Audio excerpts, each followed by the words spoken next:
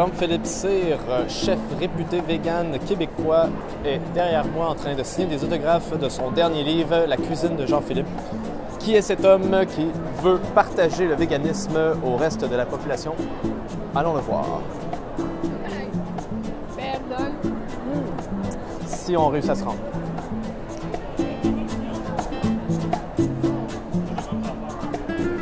Il est tellement populaire, il est tellement beau.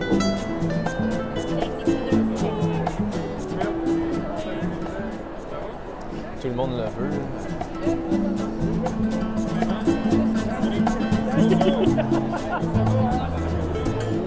Je sais pas si on va avoir le temps.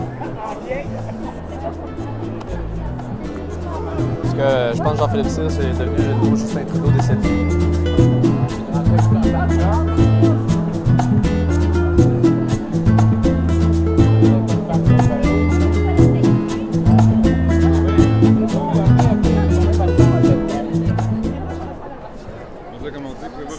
C'est comme une Olympiade que vous vivez en ce moment, de discuter avec autant de monde puis manger entre-temps. Mais la question est, comment on peut apporter, comment le véganisme peut apporter du bonheur dans la vie des gens? Je pense que quand on vit en accord avec ses convictions, ça rend heureux, on dort mieux, on vit mieux, on est plus en forme, on est plus en santé, on est moins absent au travail. Fait qu'une fois qu'on a compris qu'on peut vivre sans créer de souffrance, je pense qu'il n'y a rien qui peut rendre plus heureux que ça, parce qu'on a tendance à tout ramener à soi. Tu sais, son petit nombril, puis moi, sans se soucier des animaux. Mais comme on dit, on ne devient pas vegan pour soi, on devient pour les autres. Une fois qu'on a compris ça, c'est le bonheur total. Super. Puis une dernière question, si tu avais un seul message pour promouvoir en lien avec le véganisme, ça serait lequel? Laissez les animaux tranquilles. Laissez les animaux tranquilles, puis commencez. Tranquillement, vous n'êtes pas obligé de devenir vegan, puis tout jeter votre garde-robe du jour au lendemain. Commencez progressivement avec des recettes, des bonnes recettes, puis essayez de convaincre votre famille, puis vous allez voir, vous ne vous emporterez que mieux. Merci beaucoup, Jean-Philippe. Bonne journée, bon festival. Donc, on a pu réussir cette entrevue avec Jean-Philippe et je crois que c'est une réussite. Présentement, on est devant le kiosque de kombucha Loon.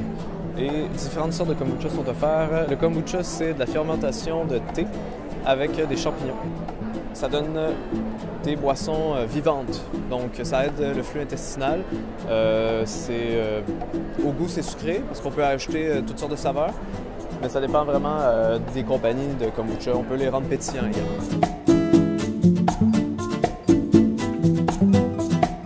Aujourd'hui, on est devant le restaurant La Panthère Verte, qui est un restaurant sur la rue Saint-Denis à Montréal. En fait, il y en a plusieurs. Il y a 5 succursales présentement à Montréal.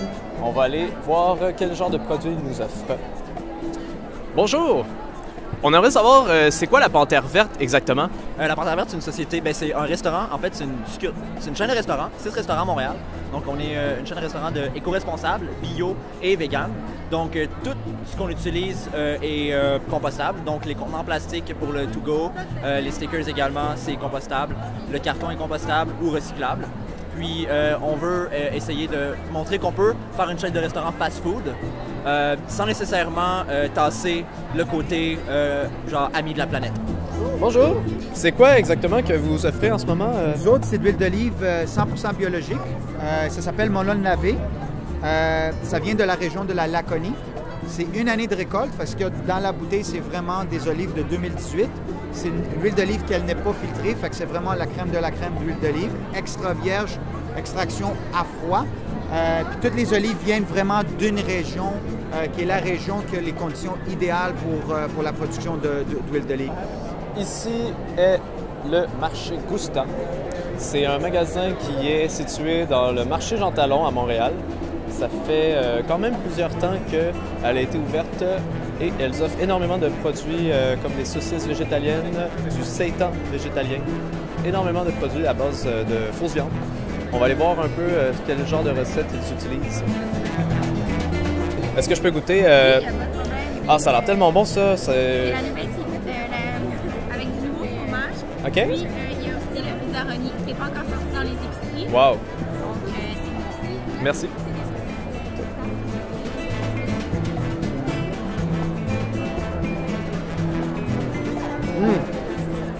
Ça goûte vraiment le pepperoni. C'est vraiment impressionnant. Vous avez des années que je n'avais pas mangé, puis il n'y a aucune différence pour elle. Aucune différence.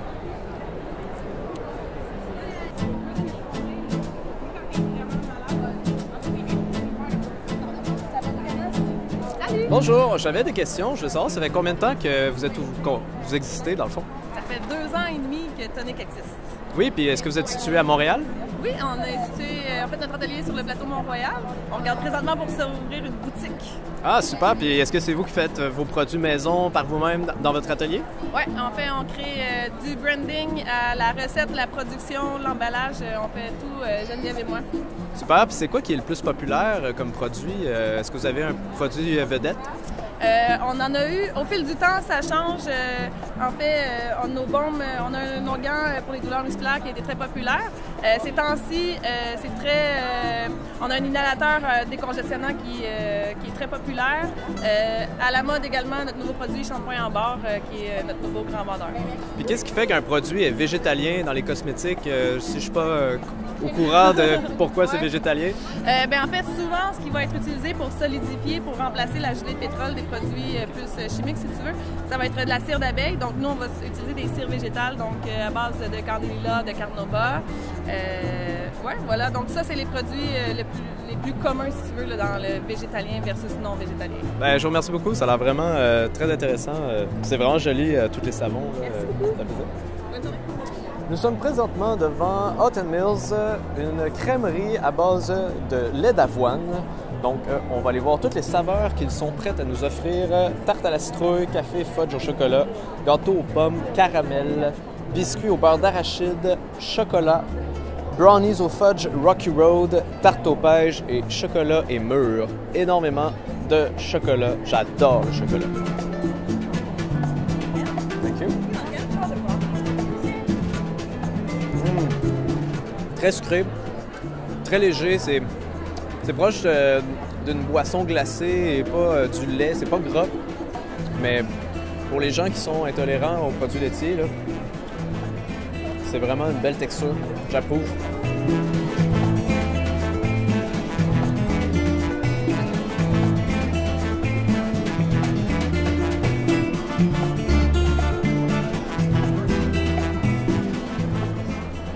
Aucune différence. Même qu'elle est meilleure. Pour les gens allergiques, c'est vraiment une solution miracle. Tous ceux qui sont allergiques aux œufs, ballonnier, produits laitiers, les œufs, c'est la meilleure.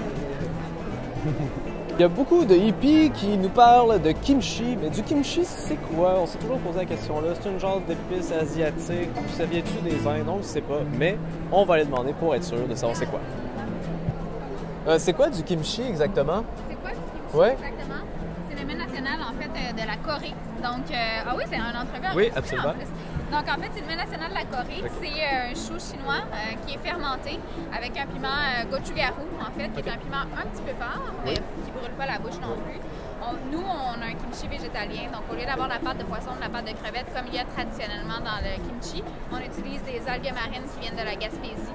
Donc, c'est pas mal ça. On a du chou chinois, du daikon là-dedans, de l'ail, du gingembre, du gochugaru qui est le piment fort, puis des carottes. Puis on mange ça avec quoi? Est-ce que c'est à part? Est-ce que c'est comme en salade? On mange ça partout, du kimchi. On peut manger ça dans des bols dragon, on peut manger ça dans un sandwich, dans un wrap, dans un veggie burger. Il y a même Love, le restaurant Love, en fait, qui fait une frite kimchi délicieuse. Je pense qu'il n'y a pas de limite au kimchi. Est-ce que vous êtes déjà demandé, nos fruits et légumes sont-ils toujours beaux? Est-ce qu'ils sont toujours parfaits? Pourquoi on n'achète jamais vraiment des fruits moches? Eh bien, la compagnie Loops, eux, ils offrent des jus faits à partir de fruits et légumes laits afin qu'on puisse les réutiliser et qu'ils ne se retrouvent pas gaspillés.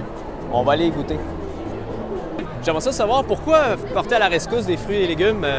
Parce qu'il y a beaucoup de fruits et légumes qui ont besoin d'aide, en fait. 45 des fruits et légumes sont rejetés dans l'industrie alimentaire.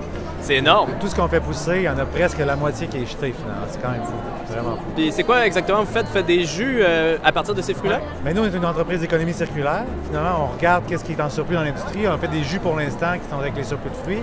Mais on lance une bière en 2 semaines faite avec les surplus des pains et des boulangeries aussi. Wow, ça c'est vraiment chouette. J'ai bien hâte d'écouter. Et c'est quoi votre jus préféré parmi ceux que vous offrez? Moi, c'est le Morning Glory Clémentine fraise orange. Exact. Est-ce qu'il y a moyen de pouvoir goûter à un des jus? Ah. C'est sûr. Prêt? Absolument. Shooter. Merci. Wow. Oh oui. ça réveille, c'est 10 fois meilleur que n'importe quel jus d'orange acheté. C'est non pasteurisé, fait que c'est fresh. C'est fresh, exact. Vous savez combien de temps que vous vous êtes ouvert, que vous Ça faites? fait 2 ans. Wow, super. Ben, je vous remercie beaucoup. Merci. Merci, bonne journée. C'était délicieux. Je recommande tous les jus de fruits Loops. J'en prends souvent. Sincèrement, les nutriments, le goût, tout est frais. Beaucoup de gens se posent la question, qu'est-ce que l'antispécisme? Et justement, moi-même, je me pose la question parce que on doit tellement démêler de choses concernant le véganisme que c'est important de connaître bien son sujet. Allons voir. Bonjour! Est-ce que c'est possible de poser quelques questions pour un vlog YouTube? Ah, ben oui. Super. Je vais commencer avec une question relativement simple. C'est quoi l'antispécisme? C'est ça, l'antispécisme, dans le fond, c'est comme l'antiracisme, mais interespèce. C'est le concept que certains animaux sont domestiqués et ont des droits comme chien, chat, et d'autres sont utilisés, exemple, pour la ferme, pour le divertissement et tout. Puis justement, on a un organisme à Montréal qui aide les activistes à pousser contre ce système-là, ce système spéciste-là, pour justement comme pouvoir que ces animaux-là un jour aient un droit et que tous soient vraiment égaux. Est-ce que vous êtes déjà demandé pourquoi les véganes sont souvent associés à des brouteurs d'herbes? Eh bien, derrière moi, on voit qu'il y a beaucoup d'herbes différentes. Je crois que chacune d'entre elles a des caractéristiques propres à elle. Nous allons demander aux gens pourquoi manger des pousses et des germinations. Moi, j'avais une question. Pourquoi vendre des pousses, des germinations? En fait, la pousse, c'est là qu'on va retrouver le plus de nutriments et de vitamines. Évidemment, c'est le bébé légume, en fait. OK. Vous avez vraiment le plus de concentration de saveur aussi. Vous avez aussi la concentration de vitamines. Par exemple, dans la pousse de radis, techniquement, dans le radis, vous n'avez quasiment pas de vitamine C. Dans la pousse de vitamine C, vous avez de 300 à 600 plus de vitamine C. C'est pour ça la valeur nutritive et tout. On va vraiment aller chercher la micro-pousse. En plus, en même temps, avec la pousse, quand vous les incorporez, vous ajoutez aussi des saveurs, vous ajoutez des vitamines dans les aliments. Tout ce que vous avez devant vous, évidemment, il y a une pousse dedans. Comme vous pouvez le voir, le salon est bondé et pourtant, il n'est même pas midi. Ça fait 2 heures que c'est ouvert et il y a déjà beaucoup de monde. On attend plus de 20 000 personnes. En 2 jours, je crois que le festival, on peut dire, est vraiment achalandé.